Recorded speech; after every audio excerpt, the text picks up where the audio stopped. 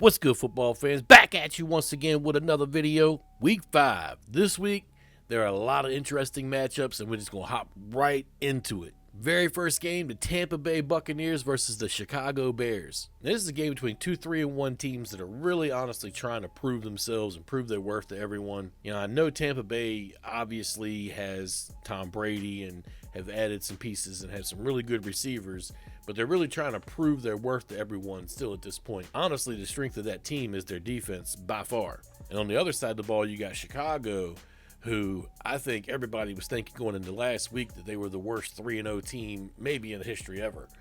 And nobody really knows the identity that team holds. They know the defense is tough, but nobody really knows whether or not to take the offense serious or how serious to take the offense or what really is their strengths. Everybody is just kind of not sure about Chicago at this point. So in my opinion, this is kind of like a meeting of two teams that need to prove themselves. And I think that Tampa Bay is going to get the win here. The next game here on the list is between Washington and the Los Angeles Rams. Now, this game could prove interesting in that Kyle Allen is now going to be the starter for Washington and instead of Dwayne Haskins, who was benched this week. So we'll have to kind of stay tuned to see how that's going to turn out.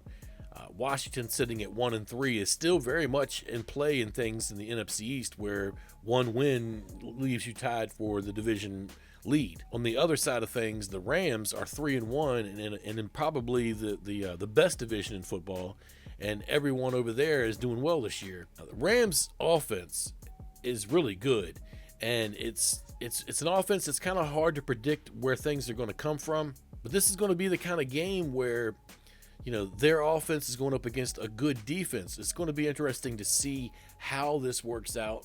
I've got my eye on if Chase Young is going to play this game or not. Maybe some other injuries for Washington could change the tide of this. But I'm taking the Rams. Now, the next game on the list is between two undefeated teams, the Buffalo Bills and the Tennessee Titans. Now, Tennessee didn't play last week because of the coronavirus outbreak they had on their team, but make no mistakes about it, Tennessee has been one of the better teams this year. They have an efficient offense, but their defense is definitely what they're known for. I actually think this is going to be a really good game right here. This season, Buffalo has kind of been taking everybody by storm with Josh Allen in their passing game, and I'm really looking forward to seeing what they look like against a top-notch defense that can go tit for tat with them. Buffalo is well coached and looking like they're ready to make a run at that AFC East title for the first time in, God, I don't even know how long. I'm picking the Bills in this one. Now, the next game is between the Philadelphia Eagles and the Pittsburgh Steelers. The battle for PA, if you would. For Philadelphia, they just, got their first win of the season last week, while Pittsburgh had an off week because of the COVID situation with their opposing team. But this could be an interesting matchup if the same Eagles team that showed up last week shows up this week. I personally don't think that their offensive line is going to be able to compete all that well against Pittsburgh's defense, because Philadelphia's offensive line is just in shambles.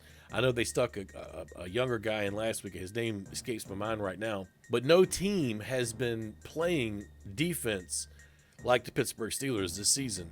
And having a week off last week, having the early bye, being able to get rested up again right before this game, I don't think that Pittsburgh's going to lose this week against this Eagle team. That's why I'm picking the Steelers. And I feel good enough about this game to make this my lock pick of the week. The next game on the list is between the Arizona Cardinals and the New York Jets. And I honestly thought the Jets were going to get their first win of the season last week. And they came close, but still no victory.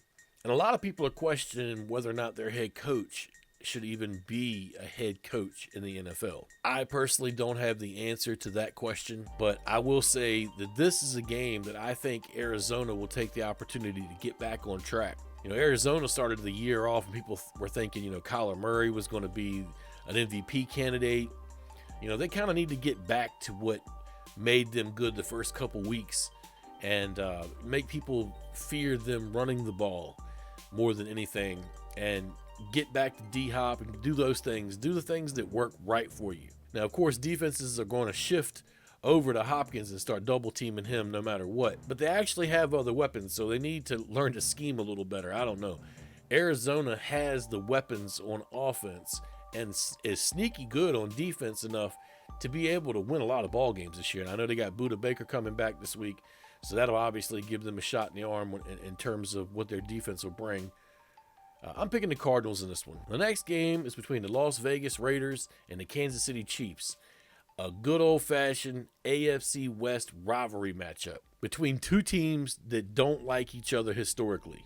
Now, you know, the Raiders are a team that I kind of pictured as being one that kind of shocked people this year as to how good they were going to be.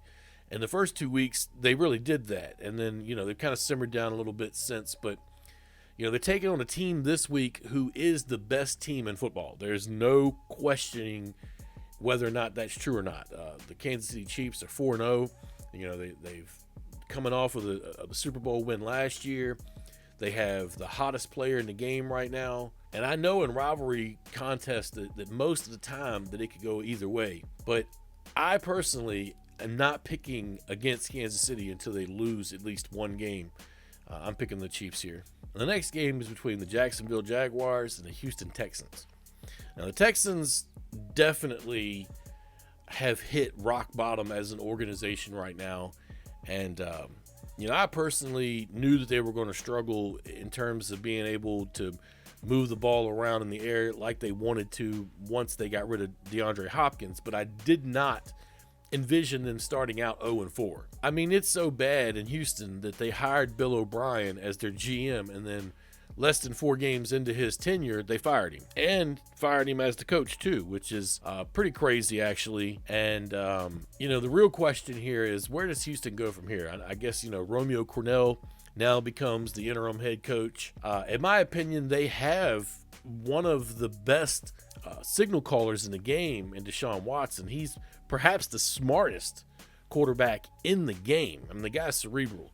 I like the way that he approaches the position. I would think that you need to surround him with weapons, but I also saw that the contract they gave him, so I'm assuming they thought they couldn't pay him and D-Hop at the same time. So it's left them in a situation now where they don't have enough to win football games, and I thought their defense would be better than it is, and I don't know, this team's just bad. They have no running game. To have a quarterback like Watson and not be able to pair him with any type of running game is just unfortunate. And then you have Jacksonville on the other side of the pendulum, who basically did a wholesale get rid of everybody kind of thing before the season. And, you know, they've showed a little bit of promise as an organization that's only won one game this year. They've been in several of their games, and their offense looks like it wants to do something. They've got a 6th-round quarterback over there who's really, you know, kind of turning heads at times. And Jay Gruden over there calling plays for him. But lo and behold, these are two teams that just a couple of seasons ago I never would have thought would be sitting here at 1-3 and 0-4. This is one of those games that I shy away from picking because, you know, Houston's now let me down a couple times this season. And Jacksonville's hard to choose because I never know which team's going to show up or how they're going to show up. I think I'm going to stick with it one more week and say the Texans get their first victory this week. The next game is between the Cincinnati Bengals and the Baltimore Ravens. Good old-fashioned AFC North rivalry matchup. Now, the Bengals were able to get their first win of the season last week. And for rookie quarterback Joe Burrow, I'm sure that it was perfect timing. He's not used to losing a lot, so he's ready to get it going here in the NFL. And then this week, of course, they take on the Baltimore Ravens. And Baltimore was able to do pretty much what they wanted against Washington last week. One bit of bad news there. I think that I heard that Lamar Jackson missed practice Wednesday with a banged up knee or sore knee. I'm pretty sure he's going to play in the game, and that was just a, you know, taking off kind of situation. But this team, as far as the Ravens are concerned, this team is completely 100% dependent on the rushing attack. They need to be able to run the ball. And Cincinnati is not one of the better teams in the league against the rush. So I feel like Cincinnati's going to have a tough time against the Ravens. I mean, the Ravens are a team that kind of like just impose their will on you, and they're going to score every time if you give them any bit of chances, any little bit of a crease in the seam, anything. They're going to take advantage of it, and they're going to try to put points on the board every single drive. And I know that's obviously the objective for everybody, but this team doesn't punt that much. They really don't. You can go look at the stat sheet and see that. Last week, they actually busted out a fake punt in that Washington game. I'm picking the Ravens here. And the next game is between the Carolina Panthers and the Atlanta Falcons. A nice NFC South matchup.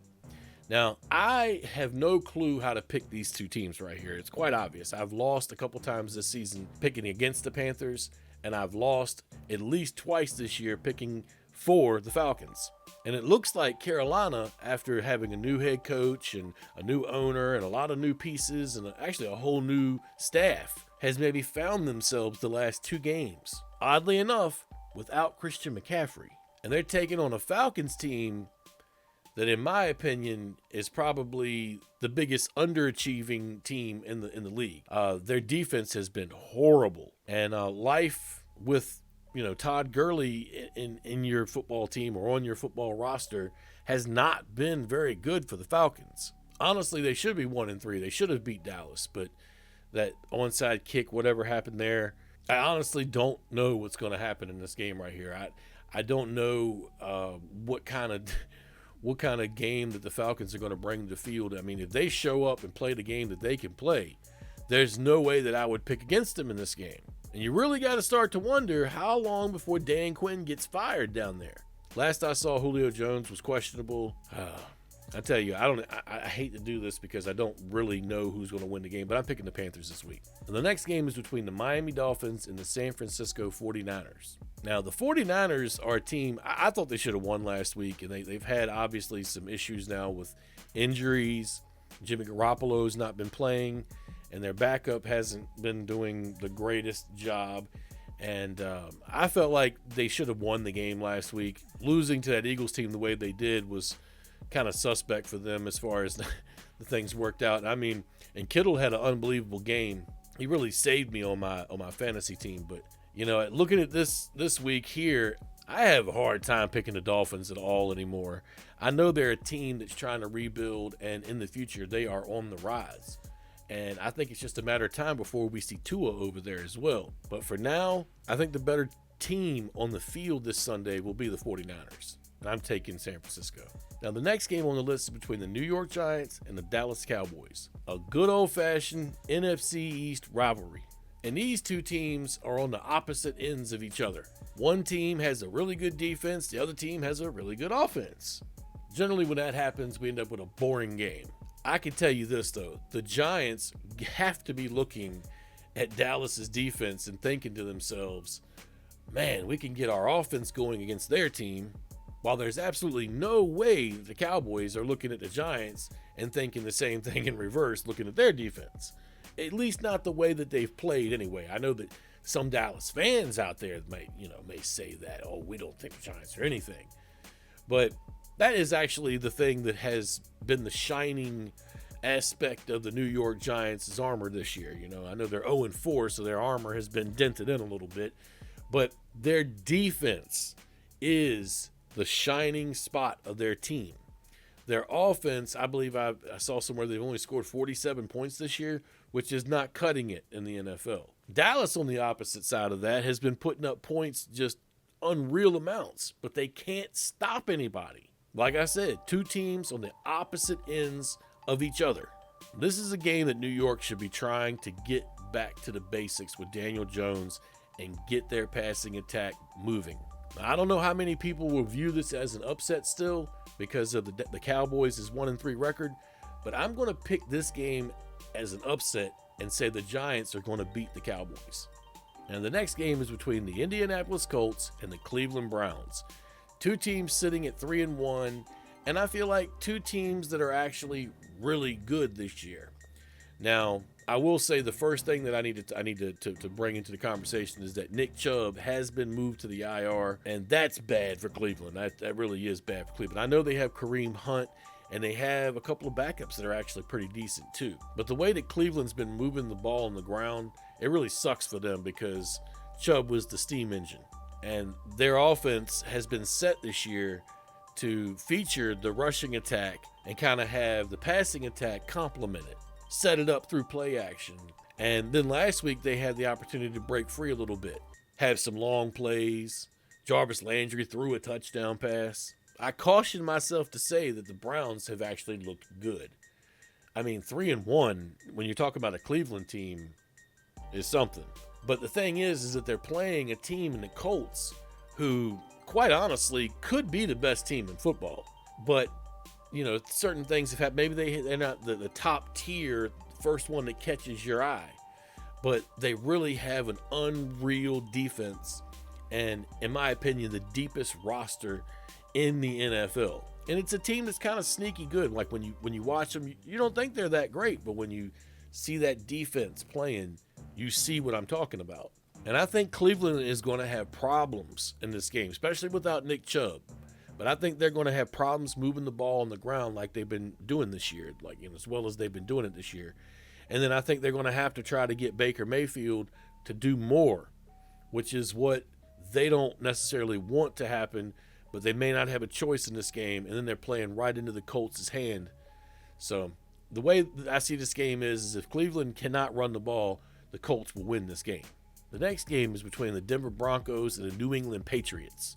The real question for this ball game is who will start at quarterback for the Patriots. Since Cam Newton is out with COVID, it's either going to be Jared Stidham or Brian Hoyer.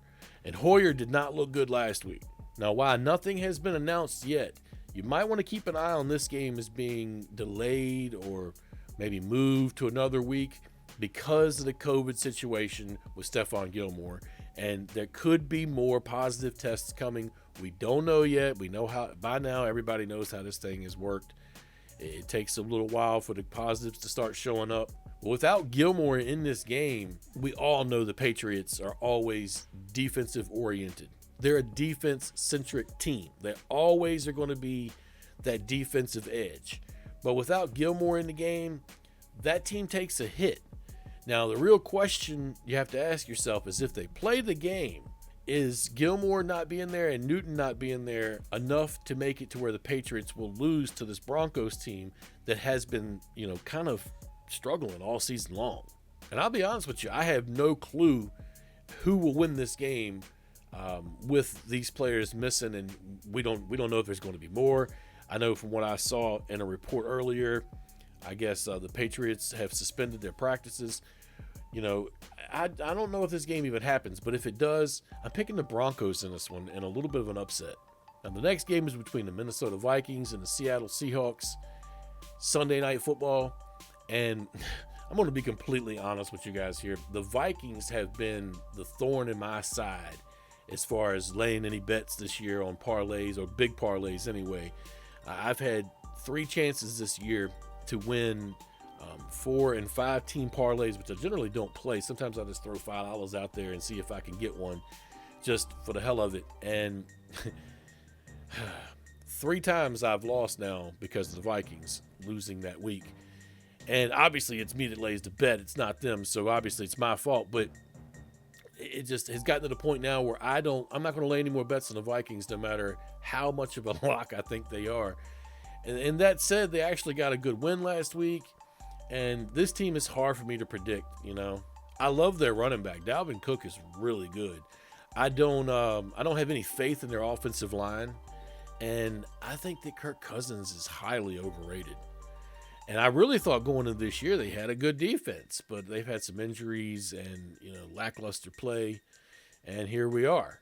On the other side of the pendulum, though, the Seattle Seahawks have just been playing lights out. Now, they've had some injuries on defense, and their defense has given up a lot of yardage, which is maybe kind of shocking to some teams that, a team like Seattle, who is normally known for their defensive prowess, is having some issues. But their offense, Russell Wilson is just tearing it up. Now, they have had some injuries. I think Chris Carson was out for a week or so, and he's a little bit dinged up still, but I know he's back again now. And their rushing attack, I feel like, is probably better than it has been this season.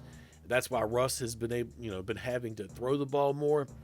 But in the long run, I feel like that'll probably work itself out. DK Metcalf is a budding star in the NFL, and that team is really on the brink of something big again, I think. I'm picking Seattle this week, and I tell you, I do that with a little bit of caution because Minnesota, being the team that they've been against my picks this year, has a chance probably of winning this game. I'm going with the Seahawks, though. In the last game of the week, Los Angeles Chargers versus the New Orleans Saints. Monday Night Football in the Dome. That used to mean a little bit more when we had all those fans in it. Now, of course, it's just an empty hollow thing. But The Chargers are another team that have become hard to predict this year. And I don't know if that's because their defense not quite being as good as I thought they were going to be. Maybe it's because of Austin Eckler going out last week. Maybe it's because they got a rookie quarterback back there now that I don't know whether or not to trust or not. But the Chargers are better than that record states, in my opinion. They have one of the most dynamic offenses, I believe, in the league. On the other side of the pendulum, the Saints are a really good team defensively. Teams, I think, kind of sleep on them and forget about what they have. And then offensively, they got Drew Brees over there, and I think he kind of lulls people to sleep sometimes. And, here the last few years, it's been a lot of dink and dunk going on, but Drew has still got it as far as being a competitor and bringing it each week. I said last week I thought that everything determined if they were going to win if Michael Thomas played or not, and they proved me wrong on that. But, the Saints have a good team, and playing at home has generally always been a godsend for them. Like, they play twice as good at home with that home crowd. Of course, the home crowd's not there, but I don't think it's going to matter this week. I'm taking the Saints. So for the week, I picked the Buccaneers over the Bears, the Panthers over the Falcons, the Bills over the Titans, the Ravens over the Bengals, the Chiefs over the Raiders, the Rams over Washington, the Cardinals over the Jets, the Steelers over the Eagles, the Texans over the Jaguars, the 49ers over the Dolphins, the Colts over the Browns, the Giants over the Cowboys, the Broncos over the Patriots, the Seahawks over the Vikings, and the Saints over the Chargers. And the Steelers over the Eagles is my lock of the week. That's about all I got for this week. Let me know your picks down in the comments. Y'all take it easy. Peace.